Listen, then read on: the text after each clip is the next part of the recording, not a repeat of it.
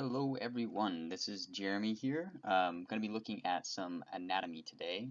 The structures that we're going to be looking at is the abdominal wall, specifically the lateral and anterior portion. We're not going to worry, at least in this video, we're not going to worry about the posterior abdominal wall. We'll cover that in a different video. So hopefully we're going to look at the structures, how they're oriented with relation to each other, and the different structures that we should be aware of. So let's get started. So first we're gonna let's take a look here at this guy. So this is the anterior view. So you're gonna start with your skin, and just below the skin is your Camper's fascia. This is the fatty subcutaneous layer just directly underneath the skin, and deep to that is our Scarpa's fascia, which is deep to the Camper's fascia. So if you're ever watching a dissection video of the abdominal wall, they might refer to these two layers. So just so you know what those are, cadavers typically have these removed, so you won't be able to see them. But if you watch a video and they bring those two up, that's what you're looking at. So okay, so deep to the Scarpae fascia, the first muscular layer, the most external muscular layer, is appropriately named as external oblique muscle. Just deep to that, you're going to have the internal oblique muscle, and the deepest is the transverse abdominis muscle. So the muscle fibers of the external oblique, these guys are going to run inframedially, so inferior and medially. So they're going to originate on ribs 5 through 12. They're going to insert on the iliac crest, the pubic tubercle, as well as the linea alba, which is the linea alba is this combination of the aponeurosis in the center of the stomach here. So contrary to the external oblique, the internal oblique is going to run superior and medially. So this is going to originate on the iliac crest in the lateral 2/3 of the inguinal ligament. That's important later when we talk about the inguinal canal, that lateral 2/3 portion. It is going to insert on the pubis and the linea alba. And for the transverse abdominis, this is going to originate on the iliac crest in the inguinal ligament. It's going to insert on the xiphoid process, which you can't see here in this picture, as well as the linea alba. So the each one of these muscles gives off a aponeurosis about at the mid-clavicular line here. So if you were to be able to see the clavicle, go halfway down and then check this out. That's where approximately where you'd start seeing the aponeuroses from these three muscles forming. So that those three muscles together, their aponeuroses make that rectus sheath. Deep to our muscles here is our transversalis fascia. This is going to be important when we start talking about the arcuate line. So if we were to find our arcuate line, where that is in this structure here, you're going to take your umbilicus and you're going to find your pubic symphysis, which would be somewhere around here. You're going to go about halfway between, and in there somewhere should be our arcuate line. That's going to be important. It's an important structure because this is where you're going to have your inferior epigastric entering into the rectus sheath to give blood supply to the rectus abdominis. And it's going to also anastomose with the superior epigastric artery that's coming in off the long thoracic artery. So that's the importance of that transverse fascia as well. So we'll talk about that more later. Important to note also that deep to the transverse fascia, you'll have your parietal fascia. This just means extra being outside the parietal. It's just a fat layer. You probably won't see this on the cadavers. It's been removed. And finally, just closest to our internal organs, so you'll see this on some of the cadavers. This is our parietal peritoneum. So keep in mind parietal peritoneum. We're going to come back to this one. I want you to consider the difference between a visceral and a parietal peritoneum. So we'll talk about that later. So the next thing that we're going to do here is let's just pretend that we're going to cut this guy in half. Right? We're going to cut him in half horizontally and stand over him and look at the musculature. So let's take a look at what that would look like. So if we have our blank piece of paper here, and we were looking at this as if this was the anterior side and this was our posterior side, what's our most external layer in terms of musculature? Well, that's probably going to be our external oblique. Just deep to that, IO, internal oblique, and then the deepest of the musculatures is our transverse abdominis. Okay, and then out here in the center, floating, we'll have the two bellies of the rectus abdominis, separated of course by the linea alba. So as I said before, things kind of change when you're looking at the arcuate line. So what we're about to draw right now, this drawing here, this is going to be seen above the umbilicus. So everything up here, like I said, above the umbilicus is going to be how this is drawn. So what does it look like above that belly button? So this external oblique at that midclavicular line is going to give off an aponeurosis, and it's going to travel anteriorly to that rectus abdominis. And just as you might have thought, that transverse abdominis is going to give a aponeurosis as well at the midclavicular line that's going to go posterior to the rectus abdominis. And that begs the question, what does the internal oblique do? Well, check this out, it's kind of interesting. So that internal oblique gives off an aponeurosis that goes both posterior and anterior. Posterior and anterior to that rectus abdominis. So that's how these muscles interact together. So these three aponeuroses, these guys come off and give what is known as the rectus sheath, RS. And then right here at the center, between the two bellies of the rectus abdominis, this is our linea alba. And as I said before, this is above the umbilicus, right? So this is above the umbilicus. What does it look like when we start looking below that belly button? What does this area look like? How does it change? Well, let's get that going. Let's show what that looks like. So just as before, this is the anterior portion. This is the posterior. You have our three muscle bellies. So just for the sake of simplicity, I'm not gonna name them. You should know external, internal, transverse, and then you have your rectus abdominis out here. So below that umbilicus, these are all going to contribute to the anterior portion, anterior wall of the rectus sheath. So you might be asking, well, what makes up this posterior portion? What's supporting the posterior side of this rectus abdominis? And just as I had shown here in this picture, there's different layers, right? So you have the different layers. And I said keep in mind that transversalis fascia and its role in allowing that inferior epigastric artery to enter in and innervate the rectus abdominis. Well, that's where you'd see, right back here, that's where you'd see that transversalis fascia. So we'll call this transversalis fascia. Okay, so that's what it's going to look like below the umbilicus. That's how this is going to change. So it might look a little confusing now, but let's just try drawing this from a different perspective. So let's say this is your anterior, and this is your posterior. So now we're taking this guy and we're cutting him in half between left and right. So in the sagittal plane, we're going to cut him down the middle, and we're going to look at the different layers here and then see how they interact. So this being the anterior side and this being the posterior side. So right here we'll have a structure, and we'll call this our X, so our xiphoid process, SXI. And then right down here we'll call this our pubic symphysis, PS. So our pubic symphysis and our xiphoid process, these are going to serve as the attachment sites for our rectus abdominis. So our rectus abdominis will have our intersecting tendons going across there. Okay, so anterior, posterior. Well, as I said before, let's just make this clear.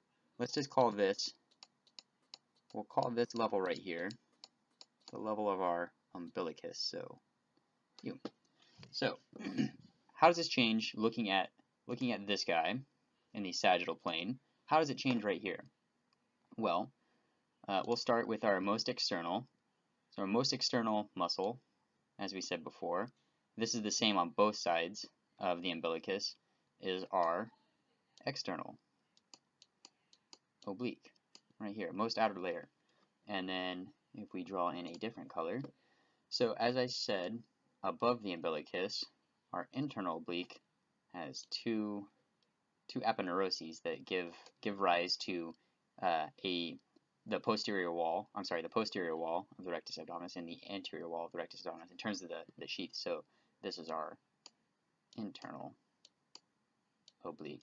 And remember, these are the aponeuroses of these muscles. This isn't the muscle belly. And then finally, we'll have back here the transverse, giving rise to the posterior side of the abdominal wall, transverse abdominis. And I said that these things change at the line of the umbilicus, and all these structures give rise to the anterior wall, and none of them give rise to the posterior wall. So how does that change occur? Well, what's going to happen is this guy will just do a solid line, is going to come down and pierce through the rectus abdominis. Rectus abdominis pierces through the transverse abdominis's aponeuroses, and then these guys continue down and connect. So this will do the same. Draw this, and then coming down like so. And as I said before, the only structure that is behind now, giving support to the posterior side underneath the umbilicus, is just our transversalis fascia. That is the only thing giving support down here. Well, you might have noticed that it looks kind of weak back here, right? If you only have one type of tissue supporting the posterior side of the rectus sheath underneath the umbilicus, this might be a site for injury. And if you thought that, you're correct, because this is where you're going to see herniations happening. So there is a structure that's known as the inguinal triangle. So one side of that inguinal triangle is going to be the inferior epigastric artery. So that's one side of our triangle. The other side is going to be the rectus abdominis itself, so the rectus abdominis. And then the actual inguinal ligament. Those are the three components of the inguinal triangle, and this is where you're going to see this when you have a herniation through this triangle right here, through this weakness in the transversalis fascia. This is known as a direct inguinal hernia. So obviously if there's a direct, there has to be an indirect. Well, that's where the inguinal canal comes into place. So there is, let's do a quick drawing. Let's do a quick drawing, just so we can be really clear about what this looks like. If you had your anterior superior iliac crest, and down here we'll call this our pubic tubercle. If you have your inguinal ligament coming down and connecting from the anterior superior iliac spine down to the pubic tubercle, towards the medial side, towards the medial aspect, medial and anterior, you'll see there's an opening. This is very easy to see on men. The cremaster muscle will come down through here. Well, this opening that you see, this absence of aponeurosis from the external oblique, this is going to be called your superficial inguinal ring, the SUR. So posterior to that, obviously there has to be a posterior side that's inside the abdominal wall. So what you're going to do is you're going to find the anterior iliac spine, the pubic tubercle, and go about halfway through, and you should see the opening on the inside of where that cremaster muscle. The cremaster muscle is going to come down through here, like so, and pop out, and proceed to the testes. So if you find this right here, this is going to be your deep inguinal ring, your SUR. Okay, so this is where you're going to have an indirect inguinal hernia. So your herniation will actually travel through this canal and give rise to that herniation. Obviously, problems with this would be, constriction of the cremaster muscle as well as the blood supply to the testes. So this would be a clinically important site. So keep this in mind when you're doing your when you're looking at the cadavers, because this will be a clinically important area.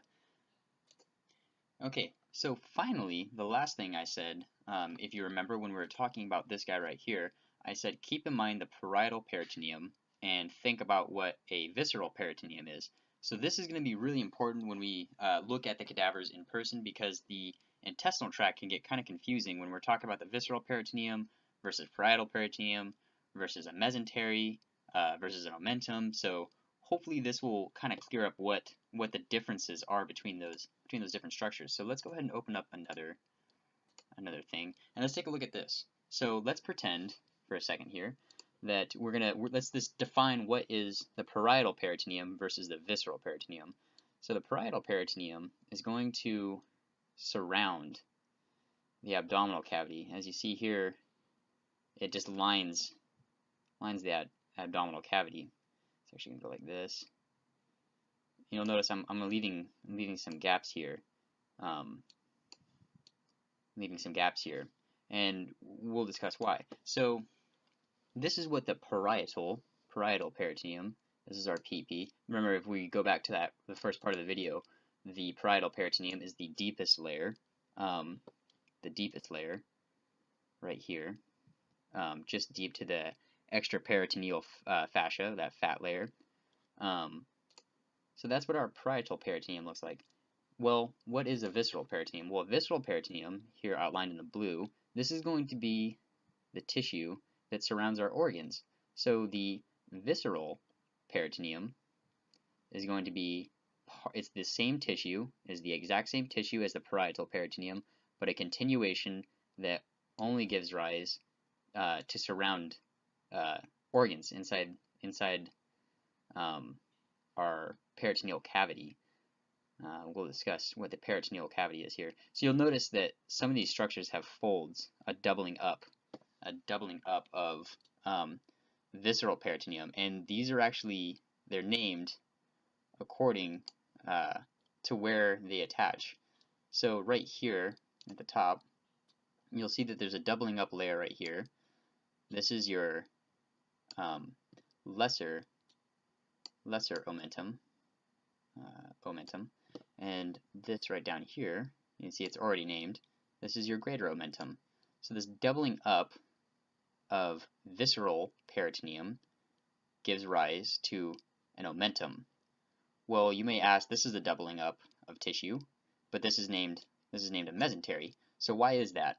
Well, as you can see here, the omentum is attached organ to organ. These are kind of free-floating structures, right, in terms of where they're doubling up and what they're attached to.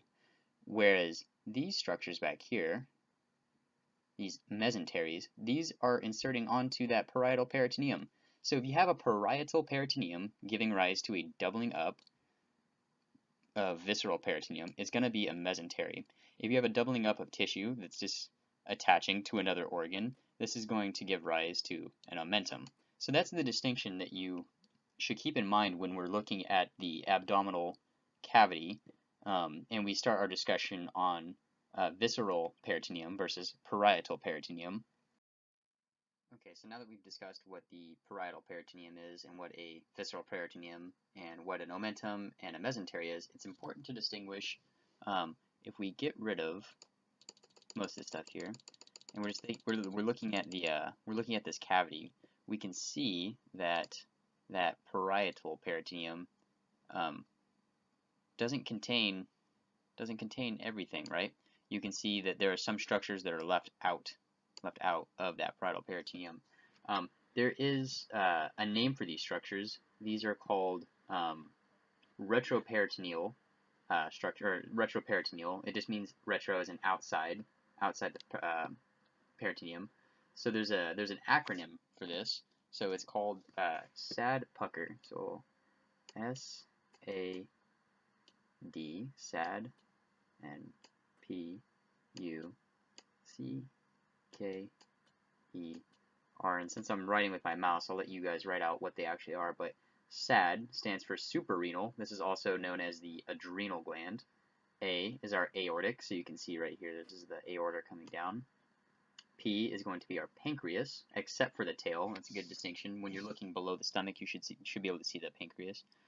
U is the ureters. Those are coming off our kidneys. And then coming off, or C is going to be our colon. So this is going to be the ascending and descending colon. So both the colons are retroperitoneal structures, or so keep that in mind. And then K, along with our ureters, is the kidneys. E is going to be our esophagus. That's going to be outside the peritoneum.